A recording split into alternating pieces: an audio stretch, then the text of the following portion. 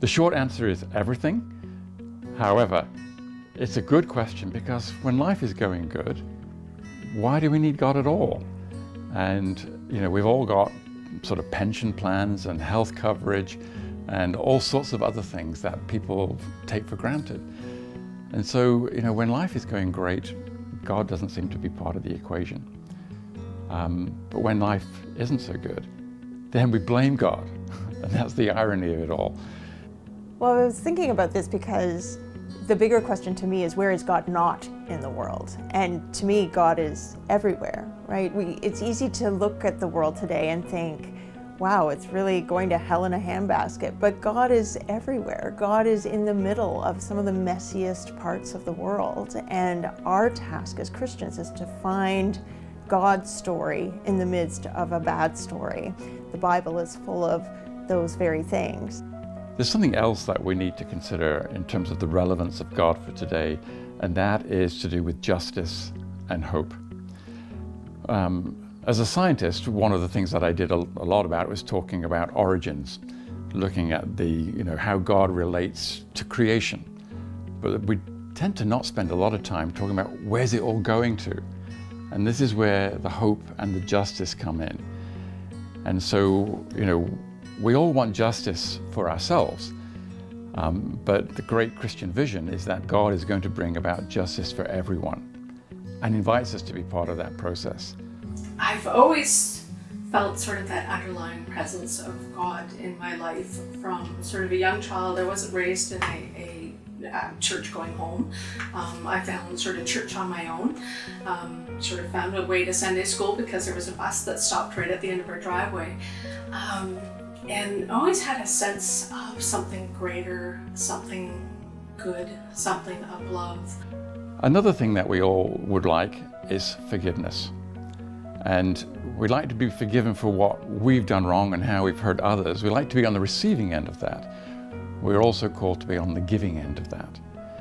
And that sense of forgiveness is something that is very profound and very liberating. It allows us to let go of our hurts and the things that enslave and bind us, and to move forward in life in a healthy way.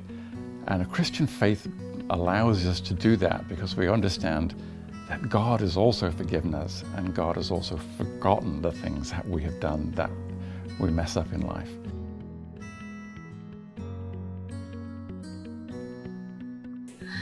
So I started going back to church. I was in the military, so I went to the base chapel.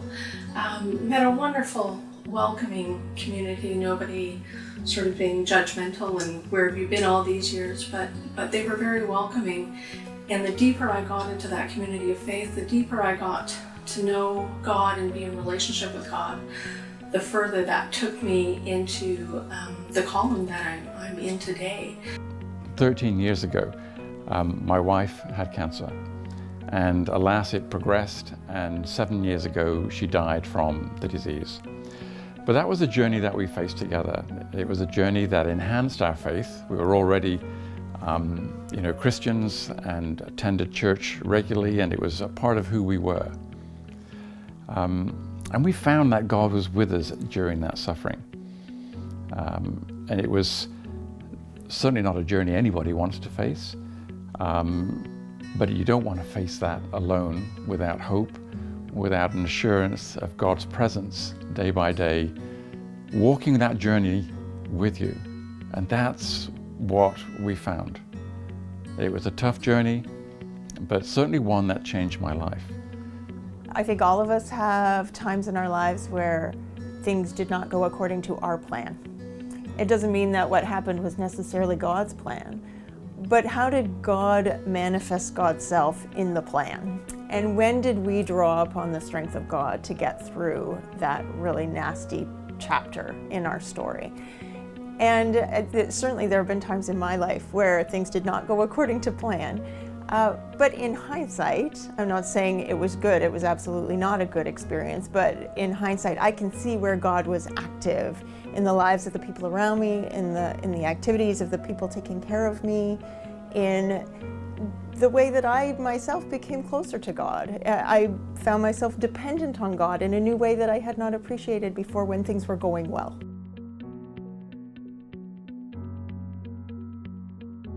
Well, God is unchanging, but our understanding of God is ever-changing.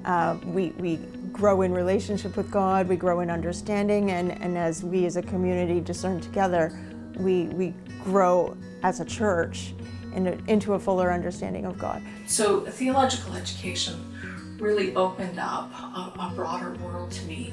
It's like instead of following a single thread through life, I could now see part of that wider tapestry. And I could see both sort of the picture that it was revealing, but also just the artistry and the craftsmanship and the textures. There's so much more to see in life when you start sort of challenging yourself and start broadening your knowledge base through theological education.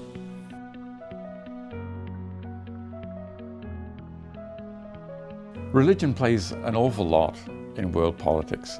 Critics will say wars are all to do with religion. You look south of the border and you find that religion is a huge feature of American politics. And yet in Canada, things are very, very different from that respect. You know, church-going is in decline by and large and has been for decades. But that doesn't mean that religion and spirituality is not on the increase. They are.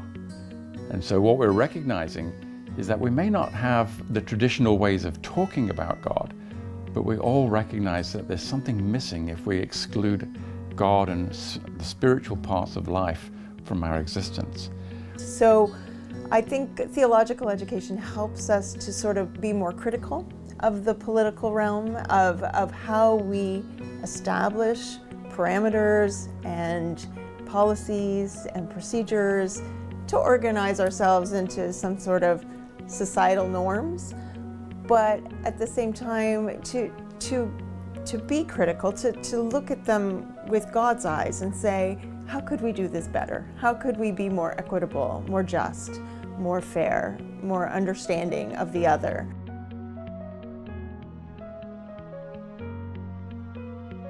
But you need to go to a place where they say, this is what you need to study. Not just the latest novel that you see in the Christian section of Indigo or Chapters, but a discipline that broadens your faith and grounds your faith as you learn and study through the basics. And I thoroughly enjoyed that opportunity because we're all lifelong learners, aren't we? I come from an engineering background. That was my bachelor's degree. So I felt like I was underprepared to deal with philosophy and sociology and history and those sort of questions. But I really connected with systematic theology. It gave me that foundation for all the interconnections between everything from our creation to our theologies about the end of time, through our view of sacraments, our view of communion and community, our view of reconciliation. And it didn't tidy everything up in a neat package, but it gave me that framework for how I could understand and I could balance all these places where I could bring my questions, I could bring my searching, I could try and struggle with ideas. I would say to a seeker who's considering theological education, absolutely go for it. What you bring to the table is less important almost at the beginning than what you will take away. And then eventually what you take away will feed and inform what eventually you will bring to the table again in ongoing dialogue. That's the point. And it's an ongoing, lifelong learning experience that just continues.